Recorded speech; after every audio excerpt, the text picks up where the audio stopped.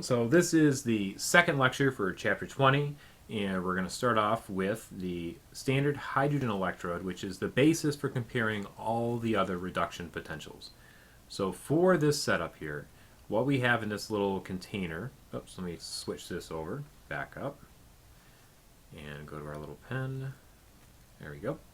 In this container here, we have hydrogen, which is at 1 atm, so standard pressure, and 1 molarity, which is standard concentration. And platinum is not at all involved in the reaction, it's just kind of there. Well, it's the catalyst, if you will. It's where the reaction is going to take place.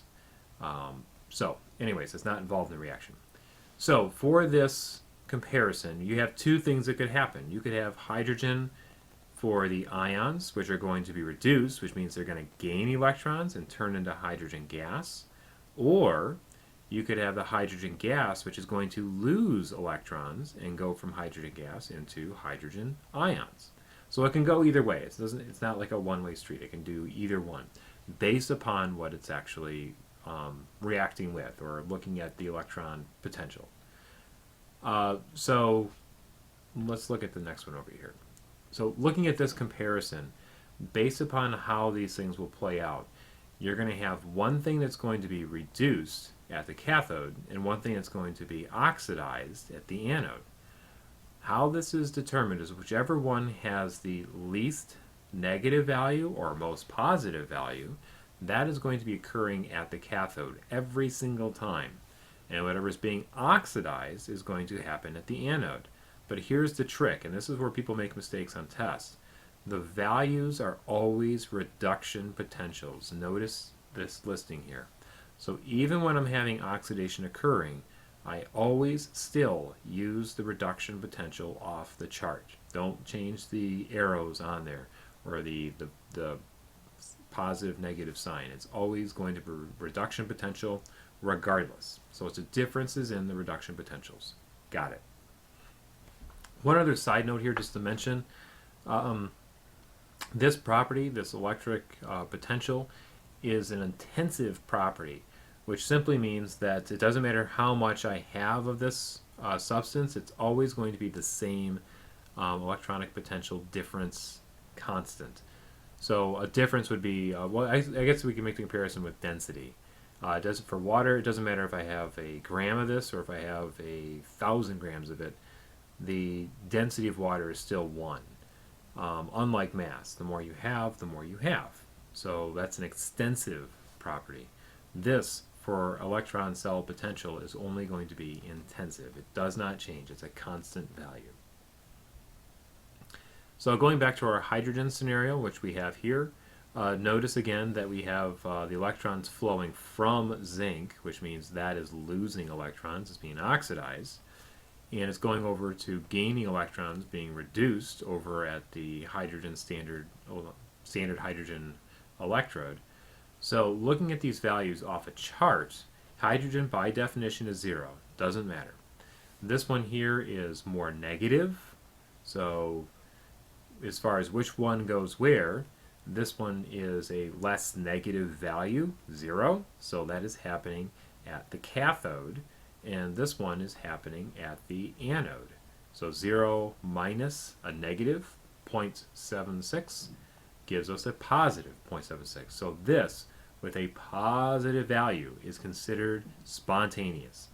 So that's something we talked about in the previous chapter, and it works exactly the same way here, except our sign is different. So positive indicates spontaneous. And we can look at some different potentials here. For strong oxidizing agents, fluorine is a very strong oxidizing agent, which means it loses, or actually it gains electrons. It's an agent, so it gains electrons. It itself is reduced. And you can look at the opposite going over here for lithium.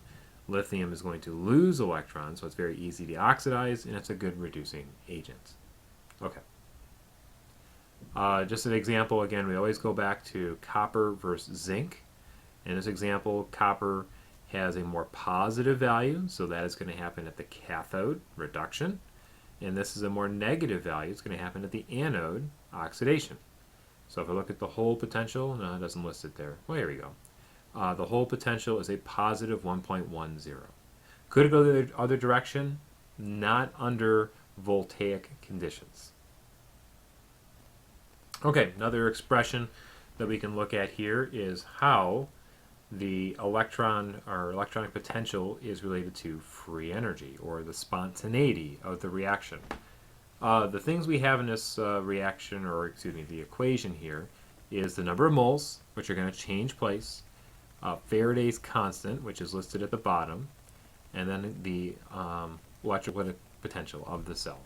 So it's actually a pretty easy equation that we can work with, and there's some other ones that aren't so much, but we can see how those are put together here in just a second. Standard conditions we mentioned already. This little arrow thing there, or little degree symbol I should say, means that your standard conditions 1 molarity, 1 atm, and 25 degrees Celsius. So here's an equation that we did in the last chapter. Remember that this is for equilibrium. So all these things come together. We have equilibrium, free energy, and electrolytic potential. If we combine these three, we can get a new equation, which is kind of in here, but we'll see these in class, but the one I'm really after here is this one. These are all constants at 25 degrees Celsius, which it kind of breaks down to simply that. If we put it all together, we get that. And now we can look at, under standard conditions, what happens based upon the differences in concentration for products to reactants. So we can look at an equation which has the exact same substance, but under different concentrations. So as we'll see in the next slide here, if you have nickel solution, it's like, well, it's the same stuff, there's no change. But if we change the concentration of nickel, then we can actually drive a potential. So this is under standard conditions. So if both the products and reactants in an equation are the same, this is equal to 0, or 1, log of it is equal to 0, and then it's just done. There is no potential of this cell. There's no electrons moving in the system. But if we change those concentrations, like we're doing here, we have a dilute solution and we have a concentrated solution. So what is going to want to happen here is the potentials are going to want to equal out. So we're going to have electrons actually leaving this nickel plate on the left and moving towards the nickel plate on the right. And why does it do this? Well, if I have electrons on this plate building up, the nickel concentrate solution is going to plate out, and this value, concentration of nickel, is going to decrease. So that is going to go down over there, and as electrons are leaving the plate on the left, those will go into solution, and you'll increase more nickel ions in solution. So eventually, after a period of time, these will equal out.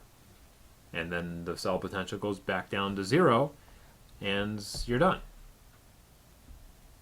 Okay, a couple little applications of oxidation reduction. This is pretty close to the end here.